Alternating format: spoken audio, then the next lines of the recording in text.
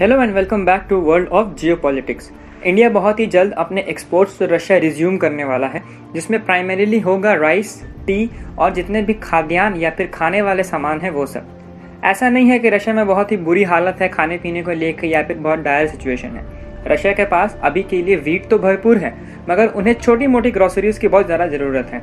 बहुत सी images Russia से बाहर आते हुए दिखाई दे रही हैं, जिसमें उनकी ग्रोसरी स्टोर्स, उनकी किराना दुकान एकदम खाली है और जो थोड़े मोटे सामान बचे भी हैं उस पर शॉपकीपर्स को मजबूरन टैग लगाना पड़ रहा है ताकि कोई उसे चोरी करके ले ना जाए।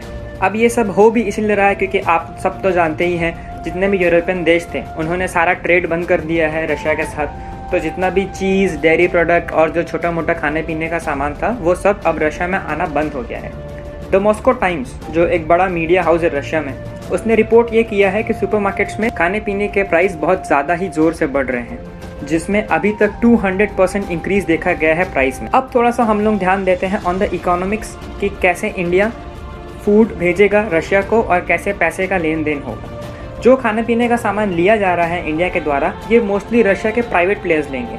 रशिया की गवर्नमेंट इसमें से कोई सामान लेगी नहीं, तो जो प्राइवेट प्लेयर्स लेंगे वो लोग सीधा अपने डिपार्टमेंटल स्टोर्स या फिर ग्रोसरी स्टोर्स में बेचेंगे। अब इसमें फिर से एक और प्रॉब्लम आती है, जिसमें जो है पैसे का लेन देन। तो इसमें फाइनली रशियन और इंडियन गवर्नमेंट दोनों ने स्टेपिंग किया है और दोनों ने अपनी सरकारों को बोला है कि छोटे बैंक से, जैसे कि जो अलग अलग स्टेट के जो बैंक्स हैं, वो देखेंगे कि कैसे पैसा रशिया से बाहर जाएगा और अंदर आए। तो बेसिकली जो छोटे मोटे बैंक्स हैं वो ही सारा लोड लेंगे। जैसे कि इंडिया में अगर आप स्टेट बैंक्स की बात करें तो एक पंजाब नेशनल बैंक हो गया या फिर बैंक ऑफ बड़ौदा हो गया, तो वैसे ही जो उनके काउंटर पार्ट रशिया में है, इन बैंक्स के बीच में होगा प्राइमरीली एक्सचेंज। अब अगर हम रशियन पॉपुलेशन की बात करें तो उन्हें देख के बहुत ख़राब लगता होगा कि जो बड़े बड़े प्लेयर्स हैं, जैसे कि मान लीजिए मैकडॉनल्ड्स, सबवे, KFC, ये सब जब छोड़ के चले गए हैं रशिया, तो उनका ऑफकोर्स मोरल डाउन होगा। बट इसे भी काउंटर करने के लिए रशियन गवर्नमेंट ने बहुत स्मार्ट मूव खेला है।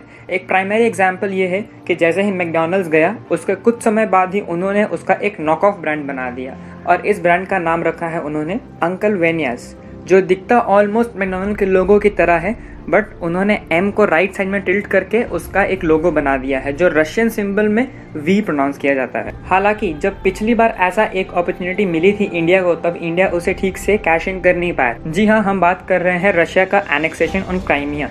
उस समय भी रशिया पर बहुत सारे सैंक्शंस लगे थे और बहुत सारे ग्लोबल प्लेयर्स रशिया से बाहर चले गए थे। इंडिया उस समय उतना कुछ खास परफॉर्म कर नहीं पाया था, जबकि रशियन सरकार ने इंडियन गुड्स के लिए मंजूरी दे भी दी और वो बहुत ईगरली इंडियन मिल्क और इंडियन चीज़ का वेट कर रहे थे।